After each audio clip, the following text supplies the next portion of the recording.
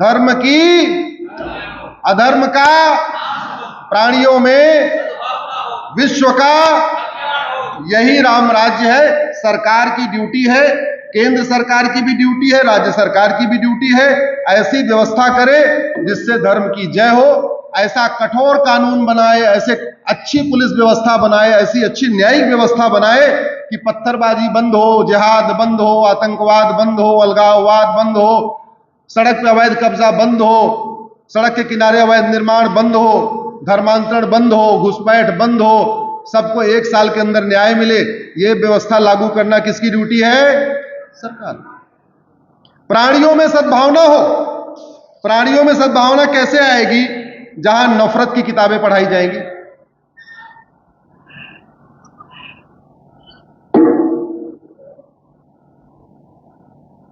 भारत के संविधान के प्रियम्बल में बाबा साहब लिख के गए, फ्रेटर्निटी, यूनिटी, नेशनल इंटीग्रेशन।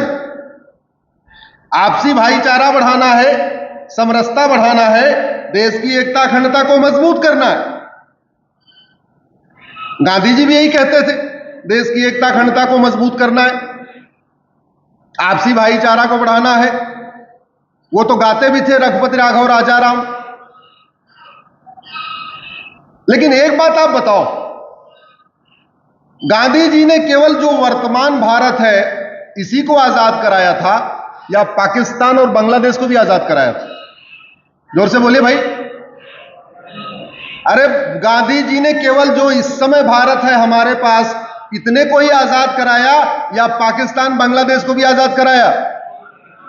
जब गांधी जी ने पूरे भारत को आजाद कराया तो पाकिस्तान और बांग्लादेश में गांधी जयंती क्यों नहीं मनाई जाती है? सवाल तो यह है। भारत में गांधी जयंती मनाई जाती है, पाकिस्तान बांग्लादेश में क्यों नहीं? चलो मान लो, एक बार मान लेते हैं भाई, ठीक है, गांधी जी गुजरात के रहने वाले थे। भगत सिंह तो पाकिस्तान में ही पैदा हुए और पाकिस्तान में उनको फांसी दी गई। तो ये पाकिस्तान वाले भगत सिंह की जयंती क्यों नहीं मनाते, शहीद दिवस क्यों नहीं मनाते?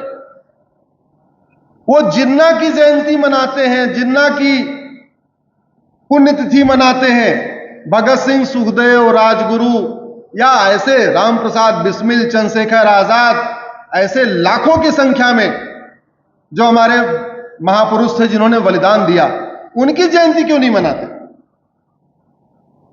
क्यों नहीं मनाते आप सोचना। लेकिन सवाल यह है कि क्या वर्तमान शिक्षा व्यवस्था के रहते हुए भारत में आपसी भाईचारा बढ़ सकता है क्या?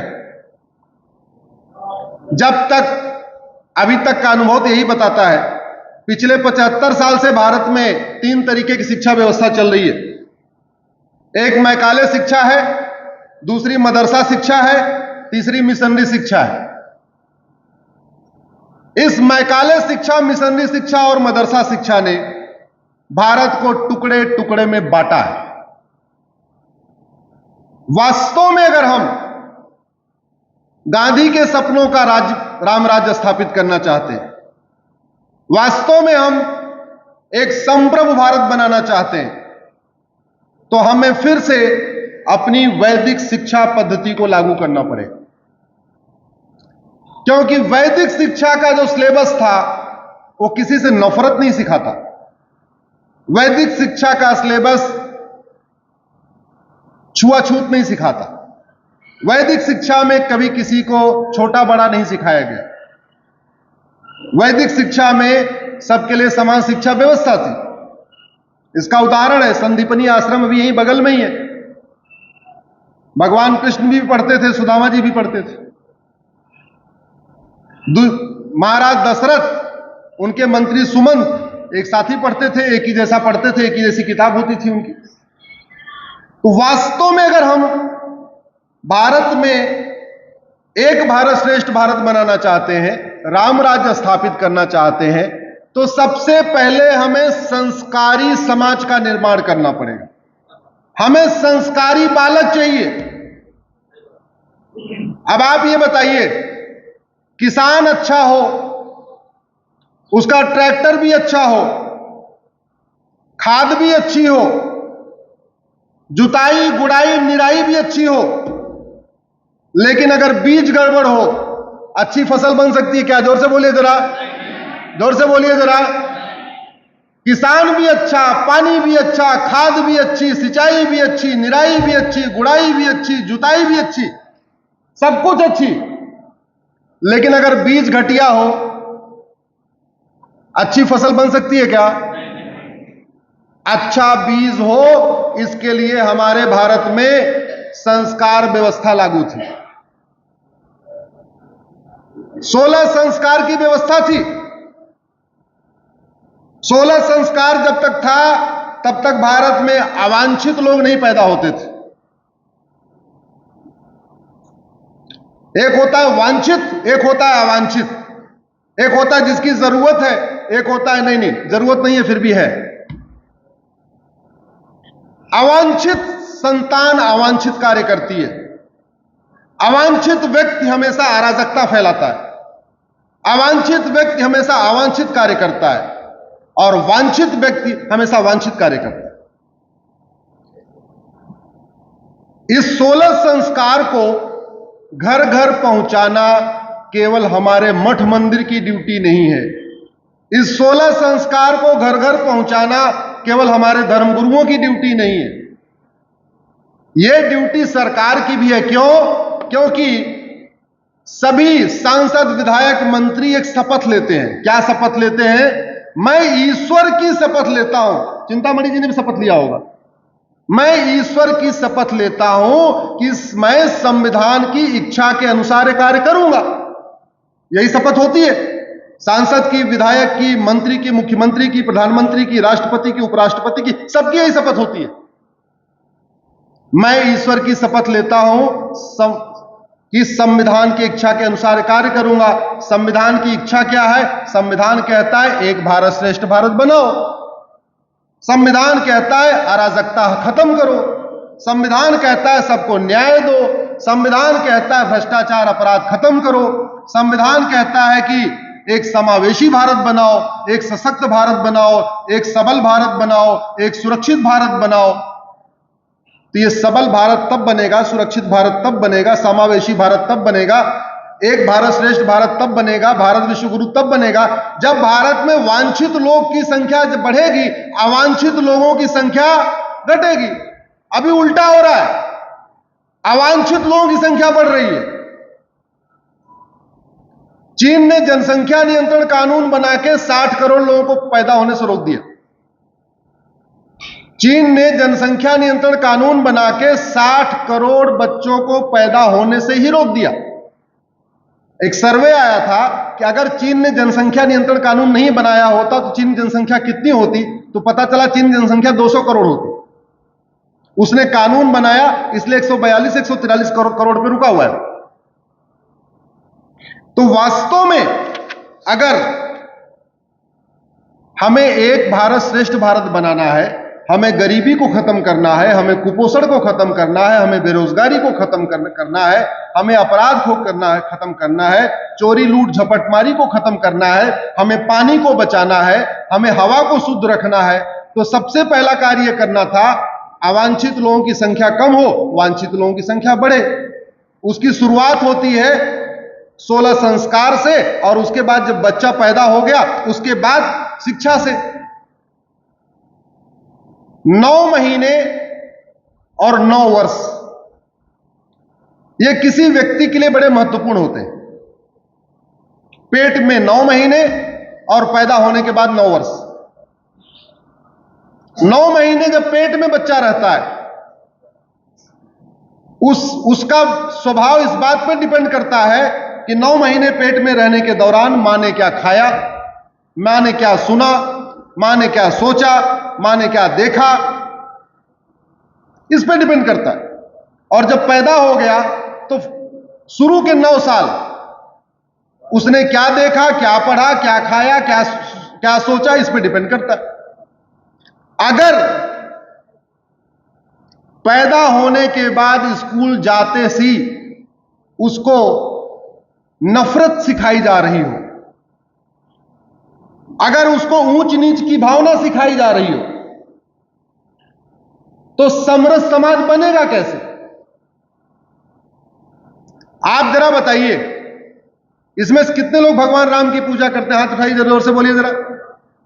आप कभी चिल्ला चिल्ला के बोलते हो क्या कि भगवान राम ही पूजा के लायक हैं? जोर से बोलिए जरा।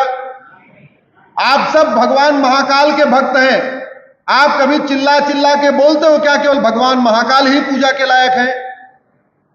भगवान शंकर के भक्त कभी नहीं बोलते कि भगवान शंकर ही पूजा के लायक है। भगवान विष्णु के भक्त कभी नहीं बोलते भगवान विष्णु ही पूजा के लायक है। कृष्ण के भक्त कभी नहीं बोलते, राम के भक्त कभी नहीं बोलते, दुर्गा के भक्त कभी नहीं बोलते, लक्ष्मी के भक्त कभी नहीं बोलते। क्यों? क्योंकि हमने ये पढ़ा है, ये सीखा है कि किसी की भी पूजा करो, अंतिम पूजा वहां तक पहुंचेगी। इसलिए हमें धार्मिक स्वतंत्रता है। हम नदियों की पूजा करें उसके लिए स्वतंत्र हैं, हम पेड़ों की पूजा करें उसके लिए स्वतंत्र हैं, हम शंकर जी वैष्णव बने, शाक्त बने, कुछ भी बने, हमें सब स्वतंत्रता है। और हमारे सनातन धर्म में कट्टरता इसलिए नहीं है कि हम कभी ये नहीं कहते कि केवल जिसकी मैं पूजा करता हूं वही पूजा के लायक है। कट्टरता का बीज उस समय शुरू हो जाता है जब बच्चे को सिखाया जाता है जिसकी इबादत तुम करते हो केवल यही इबादत के लायक है, दूसरा कोई इबादत के लायक नहीं। कट्टरता का बीज यहां शुरू होता है। अगर हमारे भी सनातन धर्म में यह सिखाया जाए हनुमान के भक्तों को कि केवल हनुमान जी पूजा के लायक हैं, केवल हनुमान जी पूजा के लायक हैं, कल दिन में 5 बार उसको बताया जाए केवल हनुमान जी पूजा के लायक, हनुमान जी पूजा के लायक, हनुमान जी पूजा के लायक। अब बचपन से बताया जाए, जब वो 1 साल का है तब से बताया जाए, जब वो पेट में है तो उसकी मां भी यही सुन रही है। वो बड़ा होने के बाद अगर किसी और को कुछ और पूजा करते देखेगा तो गदा लेके दौड़ेगा। दौड़ेगा कि नहीं दौड़ेगा? भारत में, पूरी दुनिया में कट्टरता की जड़ यह है जो कहा जाता है ला इलाहा इल्लल्लाह, अल्लाह के अलावा कोई और पूजा के लायक ही नहीं है। यह समस्या है। और आश्चर्य की बात है हमारे देश के बुद्धिजीवी इस पे मौन रहते हैं। हमारे देश के नेता, अभिनेता, लेखक, बुद्धिजीवी सब इस पे मौन है। अरे भैया, भारत एक स्वतंत्र भारत है, एक संप्रभु भारत है। ठीक है, आपको लगता है अल्लाह ही पूजा के लायक है, मन में सोचो ना, सोचते रहो अल्लाह ही पूजा के लायक। लाउड स्पीकर पे इस पे चिल्ला चिल्ला के क्यों कहना कि नहीं ला इलाहा इल्लल्लाह, केवल अल्लाह ही पूजा के लायक है, केवल अल्लाह ही पूजा के लायक। मैं मानता हूं महाकाल की पूजा होनी चाहिए, मैं महाकाल का भक्त हूं, लेकिन मैं कभी ये नहीं कहता केवल महाकाल ही पूजा के लायक है। आप में से कभी कोई जिसकी आप पूजा करते हो कभी चिल्ला के बोलते हो क्या कि यही पूजा के लायक है, बाकी दूसरा कोई है नहीं? आप बोलते हो क्या? इसलिए इंक्लूसिवनेस है, इसीलिए हमारे में कट्टरता नहीं है। हमारे में कट्टरता न होने का यह कारण है। लेकिन जहां छोटे बच्चे को जब वो पेट में है तब से अपने माता पिता के जरिए, बच्चा पेट में होता है तब से सुनना शुरू कर देता है, तब से वो सीखना शुरू कर देता है। जब वो पेट में है तब से वो माता के जरिए सुन रहा है, बाहर आया स्कूल में वही सीख रहा है, जब वो थोड़ा लिखने पढ़ने लायक हो गया तब भी वही सीख रहा है। तो कट्टरता तो बढ़ेगी। आशा करता हूं अब इस पे सार्वजनिक रूप से चर्चा होनी चाहिए कि क्या ये लीगल है लाउड स्पीकर पे इस पे चिल्ला के कहना। वैसे तो ये सोचना ही गलत है, वैसे तो ये सोचना ही गलत है, लेकिन अगर आप सोचते भी हो तो लाउड स्पीकर चिल्ला के क्यों कहना? भाई, आप कथा करते हैं गुरुवर, आप कभी किसी को नहीं बताते हैं केवल राम की पूजा करो, दूसरा कोई पूजा के लायक आप कभी नहीं बताते होंगे। भारत में कोई भी धर्मगुरु, हमारे इतने कथावाचक हैं, इतने महामंडलेश्वर हैं, कभी नहीं किसी को बताते केवल इन्हीं की पूजा करो, बाकी करो मत। सबको स्वतंत्रता है, नदियों की करो, पहाड़ों की करो, पीपल के पेड़ की करो, नीम के पेड़ की करो, शंकर जी की करो, राम की करो, कृष्ण की करो, जिसकी मन होगी सबके करते रहो। इस बात पे चिंतन होना चाहिए। और अगर लाउड स्पीकर से चिल्ला के बोला जा रहा है तो क्या संविधान इसकी इजाजत देता है? क्या? मेरी दृष्टि में भारत का संविधान इसकी इजाजत नहीं देता। भारत के संविधान तो सर्वधर्म समभाव सिखाता है, भारत का संविधान वसुधैव कुटुंबकम सिखाता है, भारत का संविधान नारी तू नारायणी सिखाता है, भारत का संविधान सबका साथ सबका विकास सिखाता है। भारत का संविधान यह नहीं कहता कि केवल पूरी दुनिया में एक ही व्यक्ति पूजा के लायक है, बाकी कोई है ही नहीं। अरे कहीं और होगा तो होगा, भारत में इसकी इजाजत नहीं मिल सकती, भारत में इसकी इजाजत नहीं मिलनी चाहिए। इसलिए मैं सभी भारत के अपने सनातन धर्म के खासतौर पर धर्मगुरुओं से कहता हूं, आप लोग इसके खिलाफ आवाज उठाइए, खुल के क्लियर कट शब्दों में आवाज उठाइए कि अब ये नहीं होना चाहिए, ये बंद होना चाहिए।